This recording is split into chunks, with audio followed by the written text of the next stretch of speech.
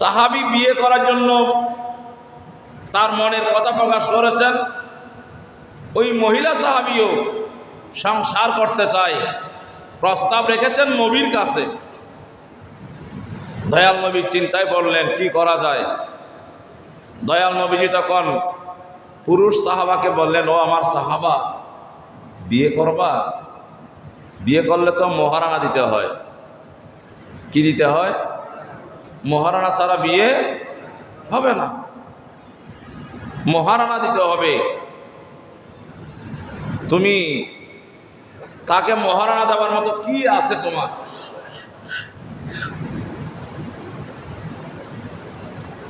সাহাবা চুপ হয়ে গেল, আওয়াজ নাই। সাহাবা যদি এত পয়সাওয়ালা হতেন, ধনী হতেন, বিয়ের জন্য কি নবীর কাছে এসে ধর্ণা দিতে হতো? কোনো জায়গায় বিয়ে করে ফেলতে পারতেন শরীয়ত মোতাবেক। সাহাবা চুপচাপ, চেহারা মলিন হয়ে গেছে। মহারানা ছাড়া তো বিয়ে হবে না শরীয়ত।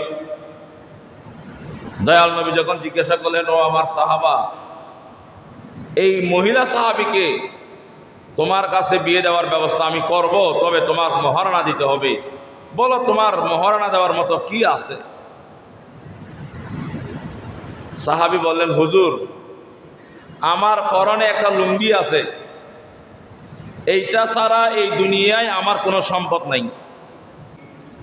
নবী গো আমার, এই একটা লুঙ্গি যেটা পরেছি, আমার কাছে এই লুঙ্গিটা ছাড়া আর কোনো, কি বলো তো, একটা লুঙ্গির মহারানা কেমনে দিবা? এটা কি তুমি পরবা না সে পরবে? তুমি পরলে তো সে পাবে না, আর তাকে দিয়ে দিলে তো তুমি উলঙ্গ হয়ে যাবে।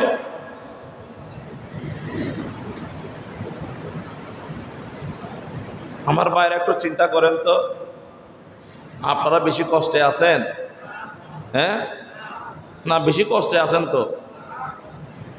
কেউ যদি জিজ্ঞাসা করে, ভাই কেমন আছেন? না ভাই বালা নাই, বলে কি বলে না? চেহারা মলিন হয়ে গেছে।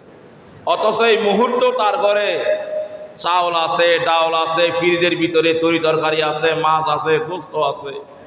এই অবস্থায়ও কমপক্ষে তার পকেটে দুই একটা 1000 টাকার নোট, 500 টাকার নোট, 100 টাকার নোট আছে। এই মুহূর্তেও তার ঘরে বিবি বাচ্চারা মোটামুটি সুস্থ আছে, কিন্তু হয়তো বেশি টাকা পয়সা, ব্যবসা বাণিজ্য খুব একটা ভালো নাই। এই জন্য মন খারাপ। কেমন আছো? ভাই কোনোভাবে দিন যায়, বেশি বালা নাই। ডানে বামে তাকাইয়া বলে, নামাজ নাই, দোয়া নাই, কিছু নাই, তার বিল্ডিং উপরের দিকে উঠে সুদ খায়, ঘুষ খায়, তার ব্যবসা রমরমা। আমি নামাজ পড়ি, রোজা রাখি, হজ করি, আমি আল্লাহরে রাখি, কিন্তু আমার ব্যবসা বাণিজ্যের উন্নতি নেই। মন খুব খারাপ। আপনি খবর নিয়ে দেখেন, এক বেলা উপাস নাই, সকালবেলা ঠিকই দুধ চাকে ভালোভাবে নাস্তা খেয়ে ঘর থেকে বের হয়েছে, কিন্তু আহমরি নাই কারণে মনটা খুব খারাপ। আমি সেই ভাইকে জিজ্ঞাসা করব, ও আমার নবীর উম্মত, তোমাকে আমার প্রশ্ন, নবীর সামনে একজন মহিলা সাহাবী আর একজন পুরুষ সাহাবী যে কথা বলছে, নবীজি বললেন, ও আমার সাহাবা, তোমাকে আমি বিয়ের ব্যবস্থা করব, মহারানা দিতে হবে, তোমার কাছে কি আছে? সাহাবা উত্তর দিয়েছেন, নবী গো আমার, পরনের একটা লুঙ্গি ছাড়া আমার আর কিছুই নেই। আমরা কি এই রকম অভাবে আছি? এখন থেকে আর কোনোদিন মন খারাপ করবেন? যখনই অভাবে পড়বেন, তখন হঠাৎ করে মনে করবেন মাহমুদ খান মসজিদের জুমার ওয়াজের কথা। কিসের অভাব? এখনো তো আমি প্রিয় নবীর আমলে, নবীর সামনে ওই সাহাবার চেয়ে দুনিয়াতে আমি অনেক বেশি সুখে আছি। আলহামদুলিল্লাহ বলেন। খবরদার, আজ থেকে মুখে কোনোদিন এই শব্দ ব্যবহার করবেন না, ভালো নাই। সব সময় বলবেন আলহামদুলিল্লাহ, খুব ভালো আছি, আমার মতো মানুষ এত ভালো থাকার কথা ছিল না, আমি অনেক ভালো আছি। জোরে বলেন সুবহানাল্লাহ। আপনারা কেমন আছেন? বলেন সবাই কেমন আছেন? বলেন আলহামদুলিল্লাহ, খুব ভালো আছি। খুব ভালো আছে।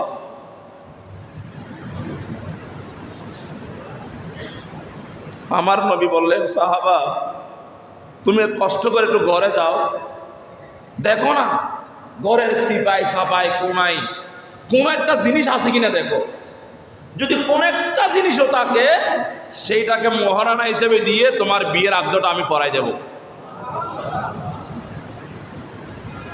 দৌড় দিয়েছে সাহাবা, নবীর হুকুম। পুরা ঘর তন্না তন্না করে এসে বললেন, নবী গো আমার কিছুই পাইনি, আমার ঘরে কিছুই নেই, কিছুই পাইনি, তবে আপনার দরবার এমন একটা দরবার এখান থেকে কেউ খালি হাতে ফেরত। ये दरबार मुस्तफा है, यहाँ अपनों का क्या कहना, यहाँ से हाथों खाली गैर भी जा या नहीं करते,